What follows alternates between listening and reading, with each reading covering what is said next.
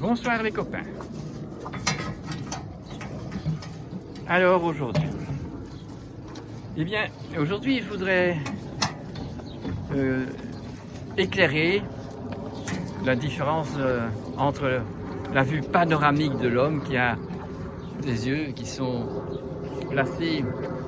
de la façon de notre faciès, tandis que les animaux ont les yeux obliques et donc n'ont pas une vue aussi panoramique que la nôtre. La vue panoramique nous permet donc d'avoir un aperçu assez général jusqu'à tout ce que l'horizon nous offre,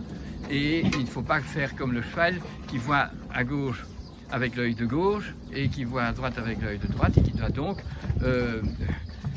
raconter à son cerveau ce qui est à droite et ce qui est à gauche, puisque ça ne se voit pas en une fois. Donc l'homme est un être qui est né avec une capacité extraordinaire qu'on appelle, il est né avec le don de la raison. Avec le don, pour arriver à la raison, il faut le don de l'imaginaire, donc quitter ce monde tellurique, physique dans lequel nous vivons, pour, sans quitter de son corps cet endroit, arriver par la pensée, à aller dans l'au-delà, dans ce monde de l'éternité, dans ce monde illimité, pour pouvoir y prendre des leçons, si nous savons nous organiser de telle façon que notre attitude permet un rapport avec ce monde de l'invisible. Mais pour cela, donc, nous devons avoir une attitude admirative pour le monde créé et savoir qu'étant cette créature ultime, tellement bien faite que nous pouvons parler avec l'intelligence de la création, l'intelligence qui a mis tellement de choses dans le cosmos, dans l'univers et spécifiquement sur cette terre où nous avons le droit, évidemment pas l'obligation puisque nous sommes créés libres, d'y adhérer ou pas d'y adhérer, le droit. Et si on est dans la bonne situation morale, éthique et dans cette adoration d'être créé et d'être dans ce monde créé et que nous voulons nous adopter une attitude de communion avec cette création, alors nous allons obtenir, par toutes les réflexions que nous devons faire pour rentrer dans la compréhension de ce monde, nous allons faire du raisonnement et augmenter notre capacité de voir les choses telles qu'elles sont, d'obtenir donc un discernement. Et ce discernement peut donc toujours augmenter et nous pouvons augmenter ce discernement en tenant compte de tous ces sages qui sont venus avant nous et qui ont donc déjà mis sur terre tellement de belles choses que nous pouvons apprendre. Donc, je vous l'ai déjà dit, l'homme étant de la pointe de ce triangle, il est donc un être spirituel qui a un corps animal, qui est donc incarné. Et s'il se met dans la verticalité, en laissant les pieds sur terre et en augmentant, en regardant le ciel pour savoir ce que l'expérience qu'il vit peut lui apporter de conscient, eh bien, nous allons contrarier la gravité, puisque nous savons presque nous l'éviter, parce que nous allons aller plus près de l'esprit que de la non-participation qui nous rend plat comme un sac comme la purée, sans goût, parce que nous ne goûtons pas du but élevé de notre existence. C'est ainsi qu'il y a un proverbe chez les Chinois qui dit « L'imbécile regarde la pointe du doigt de celui qui montre la lune ». Ce qui veut dire que si on ne se met pas dans la bonne attitude, on n'a rien compris. Donc, ce qui fait que nous restons des êtres libres, mais libres de participer ou libres de ne pas participer. Il est donc important de se rendre compte de ça, que si vous avez une vue panoramique de la vie, du but élevé de votre existence, vous allez donc renoncer à tout ce qui est pas selon le rituel de la vie. Donc je renonce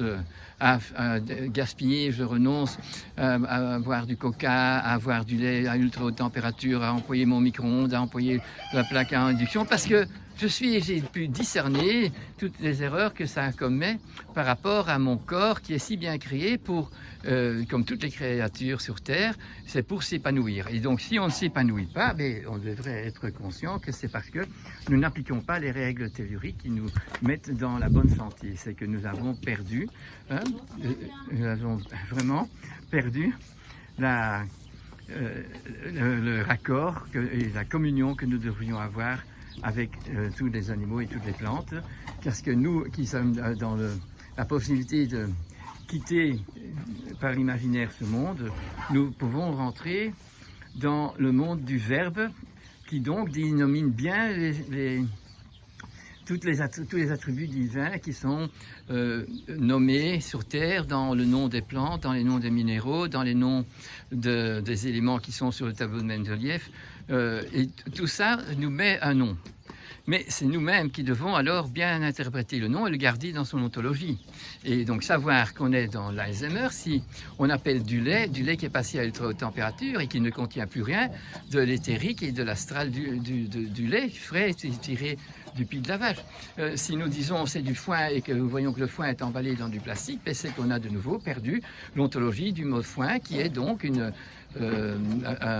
l'herbe en pleine expansion, en pleine floraison, en pleine semencée, à pleine semence que nous devons essayer aérer et nous allons l'emballer dans du plastique. Donc c'est aussi qu'on n'a pas compris que le plastique est quelque chose qui est irrecyclable et qui ne devrait pas, dont on aurait dû renoncer. Et maintenant, comment faire pour vivre cette vie sans le plastique? Voilà, ici, c'est une vache qui a une panse avec un A, mais celle-ci, elle pense, elle est en train d'essayer de lire et de voir les images qui sont là. Voilà. Donc, ces animaux ont tous un nom, et donc dès qu'on a donné un nom, nous acceptons une relation amicale entre nous, et en même temps, nous devons quand même garder notre maîtrise, parce que la vache ne peut pas rentrer dans le living, et elle ne peut pas faire du mal au chien qui vit dans le même environnement. Donc il y a une cohérence nécessaire et pour ça il y a une maîtrise nécessaire. Et pour arriver à cette maîtrise, nous devons prendre le recul nécessaire et s'investir à apprendre de ceux qui ont déjà fait des expériences saines comment il faut faire. Maintenant, si on ne prend pas ce désir-là, parce qu'on n'est pas conscient à ce niveau-là, eh bien on est très content qu'on a un GPS ou qu'on a une touche sur un ordinateur, on pousse dessus et alors les choses vont s'arranger sans que je comprenne quoi qui se passe dedans. C'est donc là que je perds ma capacité de participer à la cohésion qu'il y a chez les animaux, à cette adhésion qu'ils ont avec tous les êtres autour d'eux. Je ne vois donc pas dans ce monde d'aujourd'hui que ces animaux qui sont mis dans des exploitations, rien que des vaches, rien que des veaux, rien que des cochons, rien que des moutons, rien que des chèvres, et qui sont tenus dans des circonstances qui sont pas du tout cohérentes avec leur attribut de vie sur Terre, que nous savons plus que les moutons et les chèvres sont des ruminants comme ces vaches ici et ce taureau, mais avec la différence que cette vache baisse la tête et mange de l'herbe à volonté, et qu'elle fait des veaux gras et qu'elle fait du lait gras avec lequel on peut faire du fromage gras et du beurre bien gras, mais que nos moutons par exemple ont la tête aussi vers le bas mais marchent tout le temps sur des cailloux et donc ne savent pas manger la grande herbe, et que quand on met maintenant des moutons et des chèvres dans les prairies, on ne se rend pas compte qu'on est aberrant, puisque le berger doit promener ses vaches et ses chèvres, pardon, pas ses vaches mais bien ses chèvres et ces moutons, que le bœuf et le taureau ont été employés avant le cheval pour tirer la charrue, et qu'aujourd'hui on n'en fait que des beefsteaks, et qu'avec les vaches on en tire du lait qu'on envoie directement à la laiterie qui va le stériliser à haute température, et que vous ayez une belle vache qui a bien vécu et qui donne du lait, vous êtes obligé de l'envoyer à un endroit criminel où on tue le lait et on le rend, si vous voulez, conservateur, on le rend qu'il conserve sa formule chimique peut-être, même que on fait des dégraissements et tout ça d'une autre façon que la nature nous l'a proposé, mais donc nous ne nous affilions pas au message que donne chaque animal et chaque produit qu'un animal nous donne. L'œuf de la poule n'a pas aujourd'hui cette qualité tout à fait animal et donc astral, qui fait que c'est de l'ovule qu'il y a dans le ventre de la femelle et dans le sperme qui vient du mâle, eh bien, nous se trouvent déjà mis toutes les données codées génétiquement qui, par ce mariage, vont encore s'associer, si c'est sur l'homme, à la raison de sa descente du ciel et pourquoi cet individu, cet esprit spirituel, cette étincelle spirituelle est venu dans telle et telle circonstance. Et aussi, aujourd'hui, nous voyons que tout plein des êtres spirituels pénètrent le monde de la vie ici sur Terre, dans une éprouvette ou dans des situations d'embryons qui ont été chargés de sperme et qui sont déplacés d'un animal à un autre ou d'une femme à une autre femme. Donc nous jouons vraiment en dehors des règles du jeu, et ce que je voulais vous faire comprendre, c'est qu'il faut aller rechercher ce qui est authentique, ce qui est vrai, pour s'affilier à ça et se dégager et savoir avec un esprit clair, avec un détachement absolu, se libérer des exigences que notre moderne scientifique et politique d'aujourd'hui nous oblige à suivre, que toutes ces organisations ministérielles qui vont contrôler les animaux d'exploitation et donc qui exigent que nous faisions de la médecine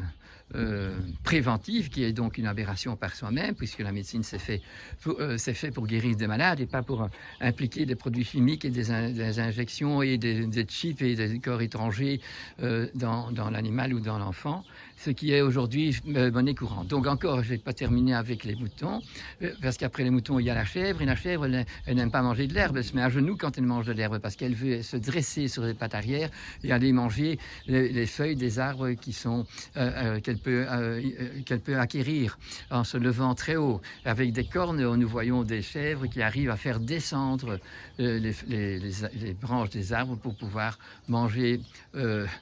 plus haut, puis encore toujours plus haut. Et ce qui est le but de l'homme, de ne pas suivre ses caprices, mais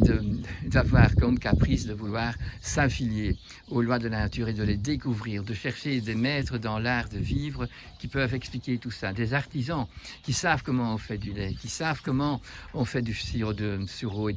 pourquoi on fait du sirop de coing, et pourquoi ces plantes-là ont été créées pour que l'homme qui s'est sédentarisé dans des régions où, étant nomade, on a décidé de ne plus être nomade. Et bien, qu'est-ce qu'on a fait? Eh bien, en s'affiliant à un terroir et en n'étant plus dans le mouvement, eh bien, nous devions, d'une façon alchimique, mettre de la vitalité du soleil à un endroit où, depuis septembre jusqu'en mars, nous n'avons que du gris. Et donc, nous n'avons pas des fruits et des légumes qui nous offrent l'anti-beriberi et l'anti-scorbut. Et donc, nous avons pu, avec l'intelligence humaine, associée à la connaissance de l'alchimie, la connaissance de comment gérer le feu de la chaudière et le feu de la cuisinière, et nous arrivons alors à des beautés et à avoir une santé de fer, puisque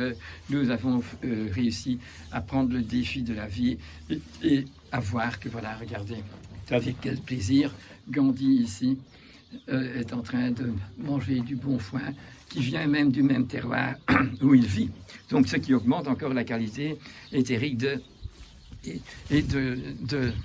ce foin. Et donc pourquoi il faut faire du foin et pourquoi il ne faut pas le mettre, il faut essayer de ne pas devoir le mettre dans du plastique. Ces choses-là doivent poser des questions, et grâce aux questions, nous allons pouvoir trouver des réponses. Voilà,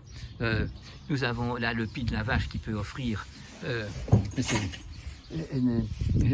n'a pas encore accouché, donc elle n'a pas encore du lait. Et nous voyons qu'autour de la ferme se trouvent aussi les poules, se trouvent les hirondelles aussi ici. J'espère que je peux encore vous en montrer. Il y en a tout plein qui reviennent chaque année